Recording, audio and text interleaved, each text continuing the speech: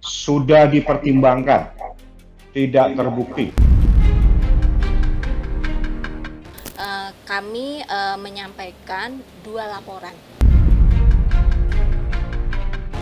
Maka ditemukan adanya fakta bahwa termohon telah melakukan perselingkuhan dan dikategorikan sebagai istri yang nujus atau istri yang durhaka kepada suaminya. Itu adalah penilaian hakim.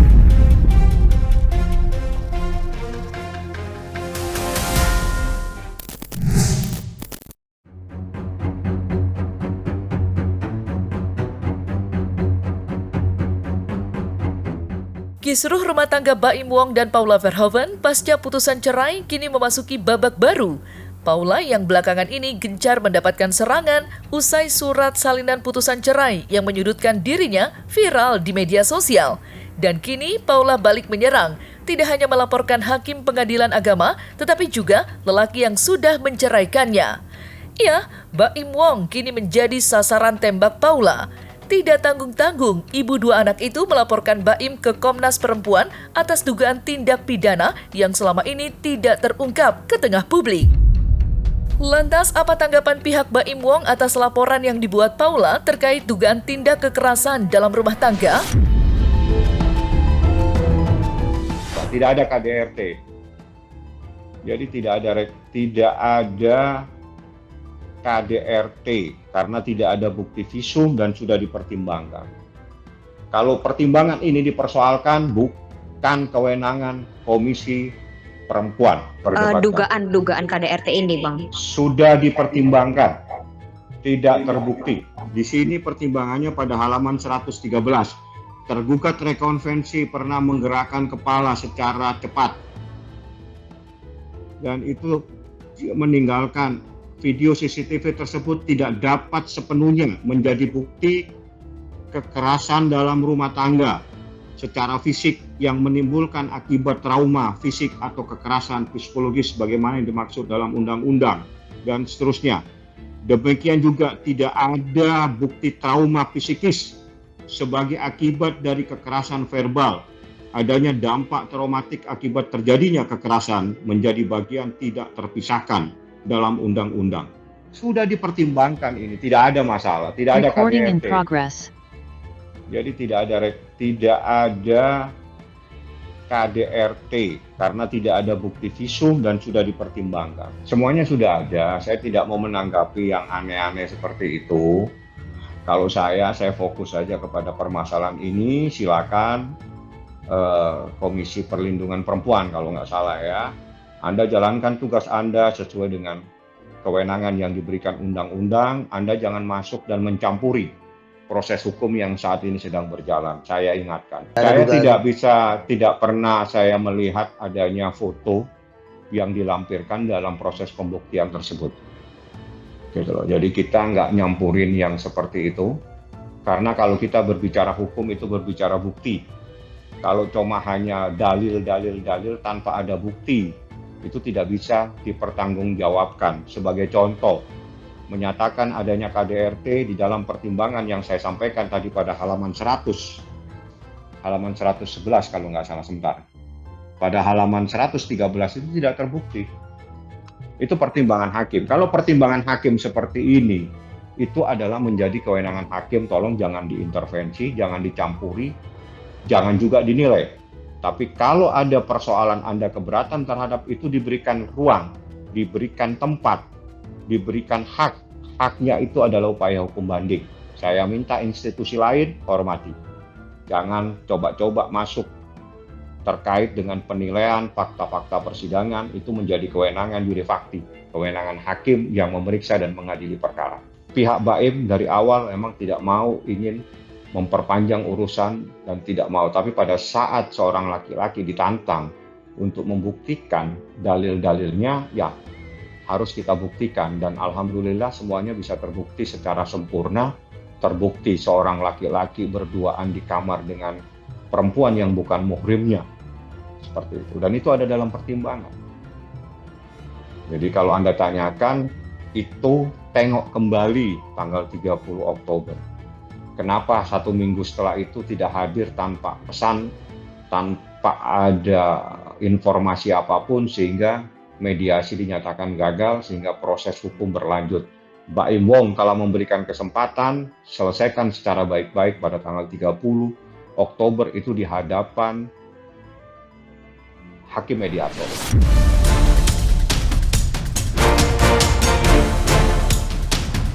Dilaporkannya Baim Wong ke Komnas Perempuan memang mengejutkan. Bagaimana tidak, tuduhan yang disangkakan Paula terhadap Baim sungguh tidak dinyana. Selama menjalani biduk rumah tangganya, Baim dituding telah melakukan tindakan kekerasan dalam rumah tangga dan diskriminasi gender, yang menjadi poin penting yang dilaporkan Paula atas tindakan Baim tersebut. Paula yang datang ke Komnas Perempuan ditemani kuasa hukumnya, bisa dikatakan safarari perlawanan Paula usai putusan Pengadilan Agama Jakarta Selatan yang dianggap telah menjatuhkan kehormatannya. Dan seperti inilah hasil pengaduan Paula ke Komnas Perempuan.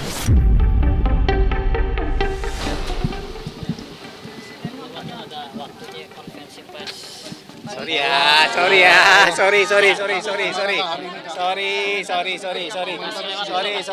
ya teman-teman ya.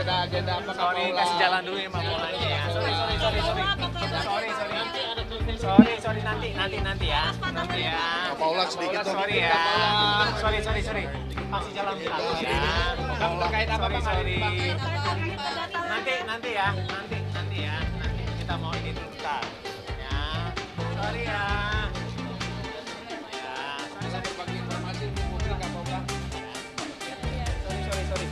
Sorry. Awas ada motor, nanti ada yang jatuh lagi. Awas. Nanti ada yang jatuh lagi kemarin ini. Di pengadilan. Sorry.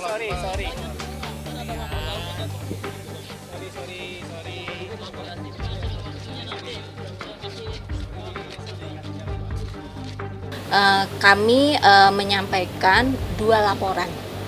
1 laporan dugaan kekerasan dalam rumah tangga yang diduga dilakukan oleh suami atau saat ini oleh saudara Baim.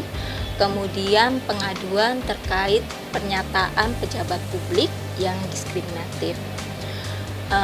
Komnas Perempuan yang diwakili oleh ketiga komisioner telah menerima pengaduan kekerasan berbasis gender dalam bentuk kekerasan fisik, kekerasan psikis, kekerasan seksual, dan kekerasan ekonomi yang dialami oleh Ibu Paula sebagai istri.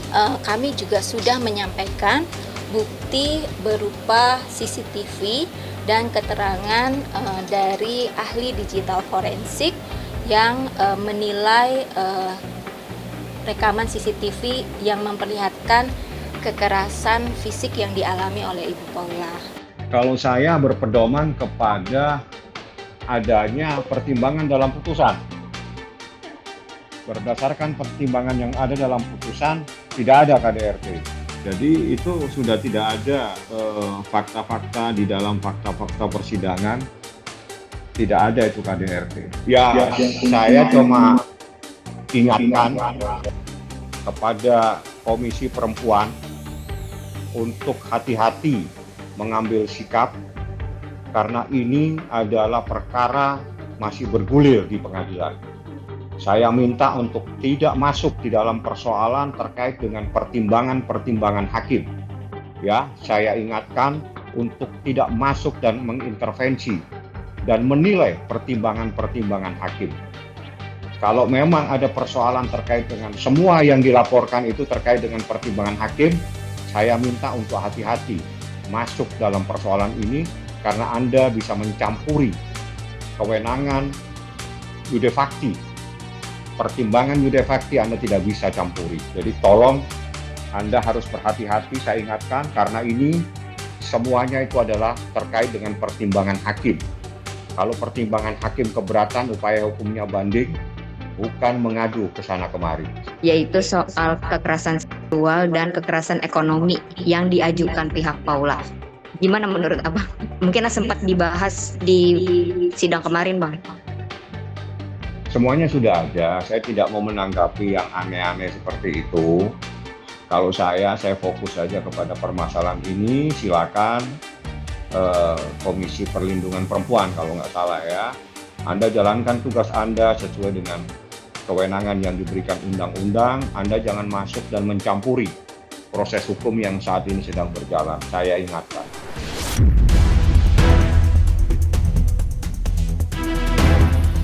Sebelum menyambangi Komnas Perempuan, Paula Verhoeven sebelumnya menyambangi kantor Dewan Pers untuk konsultasi terkait maraknya pemberitaan yang memojokkan dirinya. Ya, belakangan ini nama Paula tidak pernah sepi dari pemberitaan, terlebih usai putusan Hakim Pengadilan Agama Jakarta Selatan yang menyebutnya sebagai istri durhaka, ditambah dugaan penyakit HIV yang diidapnya, menambah daftar panjang pemberitaan mengenai Paula dan hal miring terkait dirinya. Menghadapi pemberitaan tudingan dan hujatan tak sedap yang marak di media sosial, Paula bersama kuasa hukumnya menjalani komunikasi usai merasa dirinya dirugikan sebagai perempuan dan korban atas tersebarnya data-data privasi. Jadi pada prinsipnya terkait dengan pertemuan pada saat ini, ya kami lebih mempertimbangkan terkait dengan bagaimana menyimbangkan narasi-narasi sih sebenarnya gitu ya. Karena kami menilai bahwa, mohon maaf teman-teman ya, ini kan sepertinya banyak narasi-narasi itu muncul dari sosmed-sosmed. Harus ada fakta dulu itu bisa dikonfirmasi kepada yang bersangkutan, apakah itu kepada Mbak Paula atau kepada kami sebagai kuasa hukum. Nah itu yang menjadi persoalan, bagaimana ini menyimbangkan narasi terutama dengan pendekatan keseimbangan gender, terutama dengan pendekatan sebagai seorang ibu, seorang perempuan. Nah ini sebenarnya kita pengen ada narasi-narasi yang seimbang terkait dengan ini. Tugas Dewan Pers itu kan dia mengontrol pers yang ada di Indonesia, tapi tidak bisa semua dikontrol. Kenapa? Karena kalau tidak terdaftar di Dewan Pers, dia nggak punya hak untuk mengontrol di situ. Ya itu kelemahannya. Nah soal permintaan dari permintaan tadi untuk dikontrol Dewan Pers ya boleh saja, kan namanya Dewan Pers dia kan mengontrol kan, kalau ada yang nakal-nakal dibina, dipanggil, tetapi kan juga diberikan kesempatan kepada pers itu untuk memberikan hak jawab. Jadi hak jawab itu harus diberikan kesempatan dulu kepada pers itu sendiri. Kenapa dia berani beritakan, dari mana informasinya. Jadi semua itu akan melalui proses. Jadi akan proses pemanggilan, kemudian diperdapkan pers itu apa yang jadi keluhan-keluhannya itu diutarakan di situ dan diselesaikan secara hukum di situ sesuai dengan aturan-aturan yang berlaku di Dewan Pers. Karena pers itu kan dia berhak untuk mempublikasikan, berhak untuk memberitakan. Yang penting adalah kebenarannya, yang diberitakan itu adalah kebenaran, bukan menghasut, tetapi berdasarkan fakta dan bukti yang diterima oleh para informan. Jadi dia harus punya informan. Nah, kalau ada komplain dari orang lain tentang pemberitaannya, dia harus diberikan hak jawab.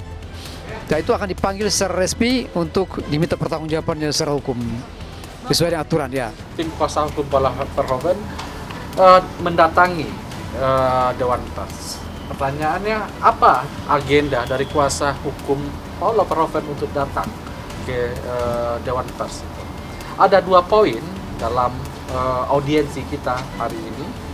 Yang pertama, hari ini kita beraudiensi tentang bagaimana seharusnya pers dan media merespon tentang data pribadi, terutama data pribadi yang spesifik, misalnya seperti data rekor medis misalnya. Dalam kasus klien itu aja yang pertama ya. Yang kedua, Dewan Pers menyambut baik tentang bahkan mengusulkan kepada tim kuasa hukum dan Mbak Paula untuk melakukan pengaduan. Tanggapan saya sebenarnya saya cukup sedih ya, karena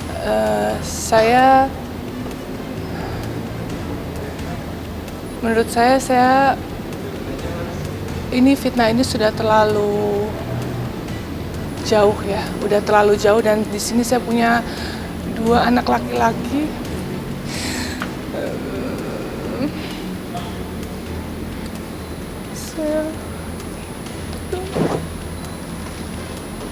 Saya punya 2 anak laki-laki yang saya selalu jaga mentalnya. Mereka akan tumbuh besar melihat pemberitaan ini yang cukup masif. Jadi buat saya melakukan ini demi anak-anak saya dan kedua orang tua saya. Dan saya harap semuanya apa yang saya ucapkan ini bisa saya pertanggungjawabkan di akhirat. Itu putusannya 121 halaman, saya tidak perlu bacakan siapa majelis hakimnya. Yang jelas diputuskan pada tanggal 16 April di dalam sidang terbuka untuk umum.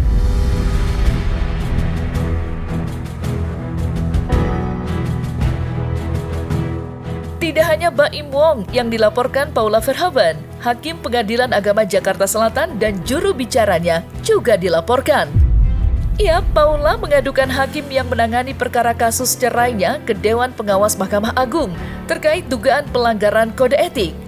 Kuasa hukum Paula menyinggung dugaan kekeliruan putusan hakim yang merugikan kliennya. Atas dugaan pelanggaran itulah Paula mengadukannya ke Dewas Mahkamah Agung. Sebelum ke Dewas Mahkamah Agung, Paula terlebih dulu melaporkan hakim ke Komisi Yudisial. Dan berikut pernyataan kuasa hukum Paula usai melaporkan Hakim Pengadilan Agama Jakarta Selatan ke Dewas atau Dewan Pengawas Mahkamah Agung atas dugaan pelanggaran kode etik. Tapi yang kita laporkan tadi itu lebih kepada administratif judisial. Nah, administratif judisial itu terkait dengan salah satunya itu tentang munculnya pertimbangan-pertimbangan ya.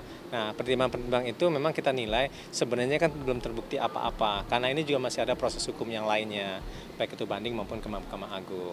Nah, itu sebenarnya bukanlah fakta persidangan, tetapi lebih kepada dalil yang disampaikan oleh para pihak. Silakan membantah, yang jelas dari fakta-fakta di persidangan semua terungkap. Salah satunya adalah seorang laki-laki yang bukan muhrimnya berduaan dengan seorang wanita istri orang. Karena untuk dikatakan menjadi bukti yang sempurna, saksi itu harus ditambah dengan adanya bukti otentik sebenarnya.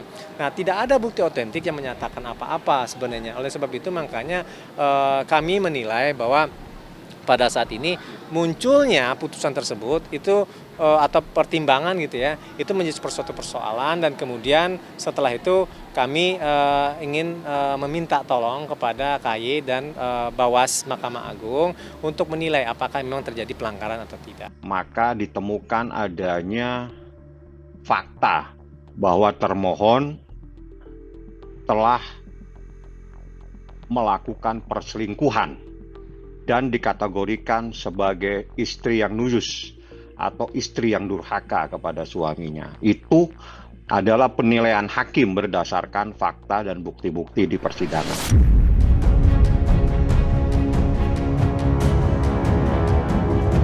Keputusan Paula Verhoeven mengajukan banding atas putusan cerai Pengadilan Agama Jakarta Selatan mendapat tanggapan serius dari Baim Wong yang juga mengajukan memori banding sehari setelah Paula mengajukan banding ke Pengadilan Tinggi Agama Jakarta Selatan. Alhasil, langkah Paula dan Baim yang sama-sama mengajukan banding akan menambah tensi panas hubungan keduanya yang belakangan ini tengah ramai menjadi sorotan. Lantas, apa kata Humas Pengadilan Agama Jakarta Selatan terkait langkah Paula dan Baim yang sama-sama mengajukan banding? Perkara nomor 3477 ini sudah tercatat di dalam aplikasi bahwa pihak termohon ya atau juga dia posisinya sebagai penggugat rekonvensi, maka dalam perkara banding ini dia sebagai pembanding. Dari pihak termohon itu telah menyampaikan permohonan banding atau pernyataan bandingnya tanggal 28 April 2025. Jadi gini, terkait dengan banding itu kami baru menyatakan ya, dan ternyata juga pihak sebelah juga menyatakan juga kemarin gitu ya. Nah, apakah itu menjadi suatu bahan pada saat ini? Ya, kami akan mempersiapkan itu untuk bisa memperkuat, terutama terkait dengan apakah memang di situ terjadi kesalahan penerapan atau kekeliruan hakim dalam mempertimbangkan alat bukti gitu. Karena kan pada prinsipnya bahwa bukti itu adalah bukti yang sempurna, yang pada intinya adalah tidak hanya saksi dan kemudian juga surat yang sebenarnya tidak bisa diverifikasi, tetapi juga keterangan-keterangan yang lain. Mudah-mudahan hasilnya memang sesuai dengan apa yang saya harapkan. Kalau memang sesuai yang saya harapkan, saya bilang di depan kalian semua, saya juga akan memberikan hak asuh anak ini kepada Paula. Jadi nggak usah apapun itu, nggak usah ada naik banding segala, sama dengan saya ya. Saya juga kalau terburuknya juga atau nggak yang tidak mau diinin saya tidak akan naik banding. Yang terbaik buat anak. Sebaliknya kalau Paula nggak usah naik banding, saya yang akan kasih hak asuh anak itu kepada Paula. Nggak ada perintah kepada saya tidak boleh banding, dengan catatan boleh banding kalau pihak termohon mengajukan banding terlebih dahulu. Jadi karena tanggal 28 pihak termohon mengajukan banding, kami mengajukan banding juga pada tanggal 29.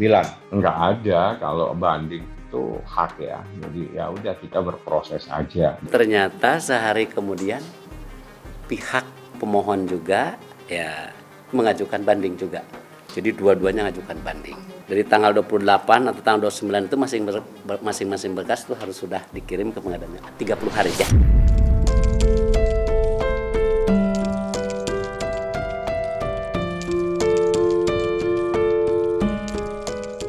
Nah, selesai sudah Cumi Lovers. Saksikan terus Cumi Camp In-Depth, kabar lengkap, mendalam, dan akurat dari narasumber terpercaya. Dan jangan lupa untuk like, subscribe, dan juga share channel YouTube Cumi Cumi.